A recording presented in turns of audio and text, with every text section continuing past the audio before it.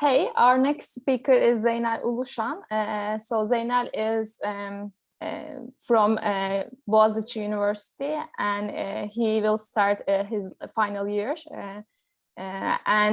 So he is active in many projects this summer, and one of them is DRP. So during this reading program, Zeynel and I tried to read probability theory in a whole, and it was really long thing. And I want to congratulate him for like completing this project. And today he will talk about art of randomness and Brownian motion. Thank you. Today I will talk about Brownian motion. First, I'll give brief information what we will cover in this talk. At the beginning, we will define Brownian motion. Then we will be focusing on historical background of Brownian motion. And after that, I'll explain some of the properties of Brownian motion. And finally, I'll show you one application. Before we start, I would like to show you one artistic realization of two-dimensional Brownian motion here. And then you can see one-dimensional realization of Brownian motion here. Then we can start. Okay, first of all, first thing we should realize is that Brownian motion is stochastic process. But what's stochastic process? Intuitively, stochastic process is a mathematical object that is intended to model evolution in time of random phenomena. Here, you can see real valued process, which is defined on probability space with omega and sigma algebra F and probability measure P. Okay, and this family of sigma algebras called filtration. One can ask what filtration means here. We cannot give formal definition due to time restriction, but we can say that filtration is family of sigma algebras, and each sigma algebras is sub-sigma algebra of our main sigma algebra, and it comes with order preserving property on time, which means that filtrations are totally ordered collections of subsets that are used to model the information that is available at given points.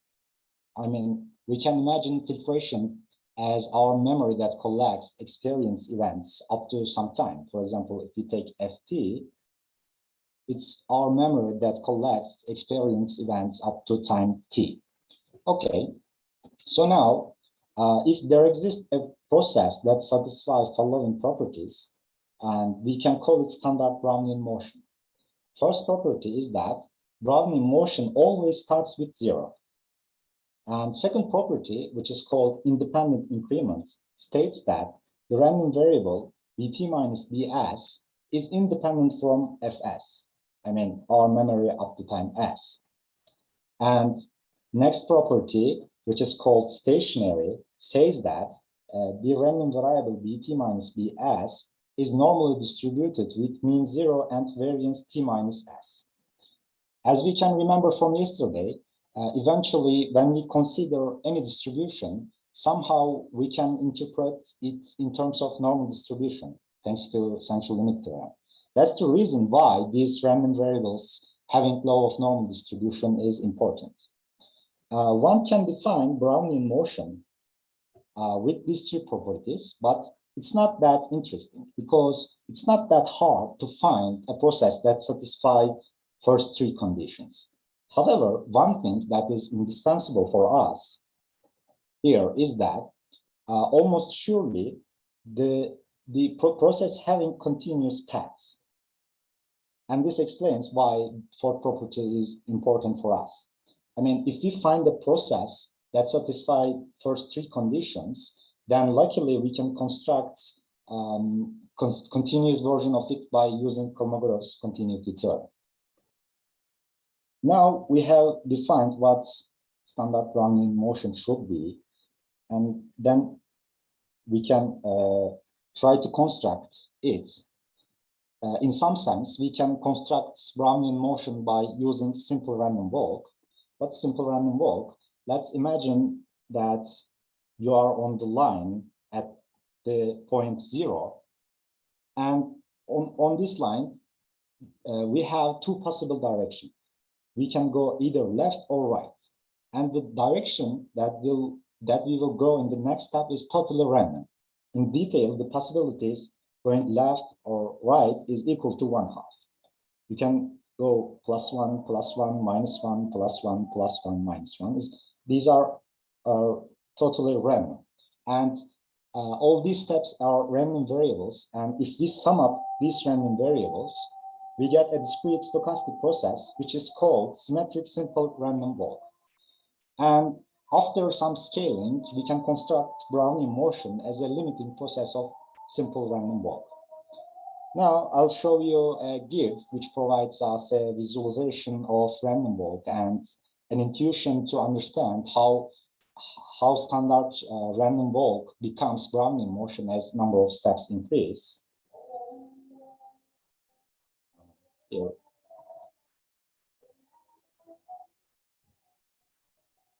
As we can see here, as number of steps increase in simple random walk, it's starting to look like Brownian motion. Okay.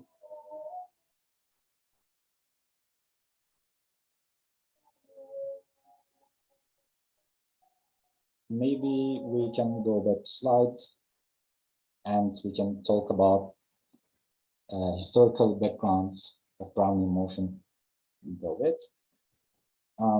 Oops, I'm sorry.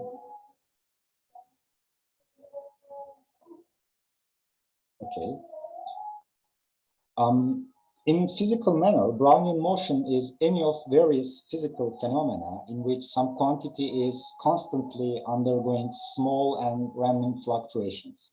And the first person who studied this fluctuation was English botanist Robert Brownion, and Brownian motion was named after him.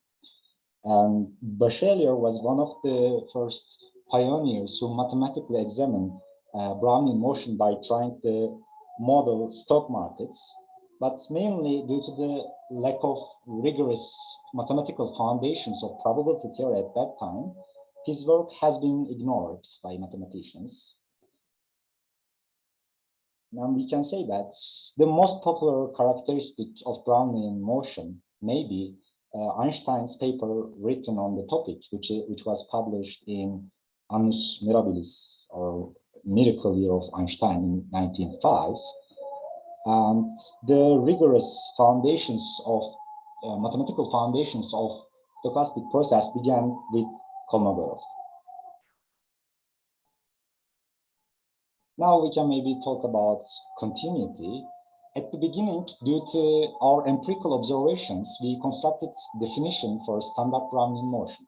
In 1932, Wiener showed that standard Brownian motion exists, and he verified our definition is valid. As we said before, our main concern was continuity, and we have shown that standard Brownian motion exists with this continuity property. In here, moreover, if we consider Rn valued continuous process, and if we map every omega from this process to its associated path, this map will be measurable. But in infinite dimension, there is no limit measure. About continuity, we can say more.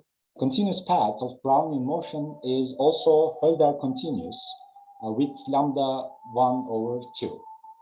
I mean, to put it in other words, outside of a probability 0, no path is Hölder continuous with exponent greater than or equal to 1/2. Now let me introduce you very interesting properties of Brownian motion, some of the properties. As we said before, Brownian motion is limiting process of simple random walk. And secondly, we can say that Brownian motion is Gaussian process, which means that random variable in Brownian motions random variables in Brownian motion are normally distributed with mean 0 and variance t. But what exactly should we understand from this expression? Here we have one realization of one-dimensional Brownian motion. And at time t is equal to 2, it takes the value 0.75. But there may be many of these realizations. In our case, we have at time t is equal to 2, it takes the value 0.75, but for some other case, it might be 0.5. For other cases, it might be there or there or there or there or there or there or there. Ultimately, these values are normally distributed with mean 0 and variance t, which is 2 in our case. And we can see that if we take larger values of t, variance will be increasing, and we will talk about it later.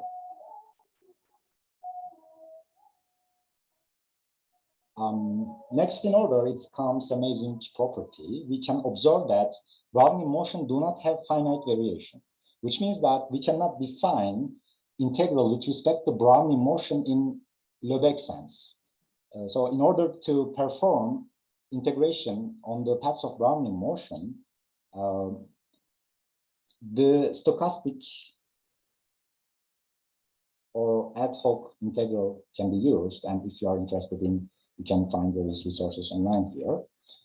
In the same manner, more surprisingly, although almost everywhere the paths of Brownian motion are continuous, they are nowhere differentiable. It's weird, right? I'll give you some intuition about continuity and non-differentiability here, but it's not a very rigorous way to do it, but it will help us to understand the idea. For the continuity case, let's take the random variable bt plus h minus bt. By definition, it's normally distributed with mean 0 and variance h. Now, if we let h goes to 0, we get, variance will go 0 also, which means that our random variable bt plus h minus bt converges 0 as h goes to 0, which yields us continuity. For the differentiability case, let's take the random variable bt plus h minus bt over h, which is again normally distributed random variable with mean 0 and variance 1 over h. One can verify this. Here it comes h and here it comes h square. H over h square will be 1 over h. If we let h goes to 0 here, then variance will go to infinity, which means that our random variable does not converge. So we can say that differentiation is not possible. Here it's kind of counterintuitive, being almost everywhere continuous but nowhere differentiable. But more interesting fact here is that among the continuous functions, nowhere differentiable ones are uncountably many more than differentiable ones. And as we can observe from this, we can't perform classical analysis here, but if we want to perform calculus on it, we have a tool named ethos calculus. Again, if you are interested in, you can search about it. Okay. Now, Brownian motion also has martingale and Markov property. What does it mean? Brownian motion's martingale means that the expected value of where I'm going to be in the future is where I am now. I'll explain it a bit later. And Brownian motion is Markov process means that past is irrelevant for where I'm going to be in the future. Now let's go back to slides. Here. And I'll try to show what they mean. All right. Let's assume you are on here at some time t, right?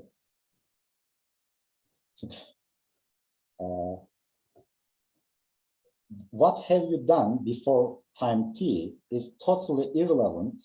What will you do in the future? Past has no impact on the future. This is Markov property. On the other hand, martingale property says that the expected value of where I am going to be in the future, where I am now. If you are here in time t and you are wondering about where you will be in the time t plus s, then according to martingale property, the conditional expectations for given ft, which is our memory at time t, of bt plus s is equal to bt. Which means that we expect to stay at the same level on the time t plus s. This is martingale property. Okay, we can continue with last and magical property, which says that we can find sequences with limits infinity, and we can bound random variables xt and xsn with respect to these sequences, as we can see here. Here, as t gets larger, this lower bound is increasing and this upper bound is decreasing, which means that xtn getting larger positive values and xsn getting larger negative values as t goes to infinity. But they get these values, they take these values infinitely many times. So we can conclude that oscillations will be larger and larger. And in addition, we know that our paths are continuous. So it visits every real number between these larger values. And therefore, it visits every real numbers infinitely many times, because it takes larger values infinitely many times. This is structure of Brownian motion. And finally, I will mention an application of Brownian motion to finance, which is called Black-Scholes or Black-Scholes-Morton model. In this model, Zeynel.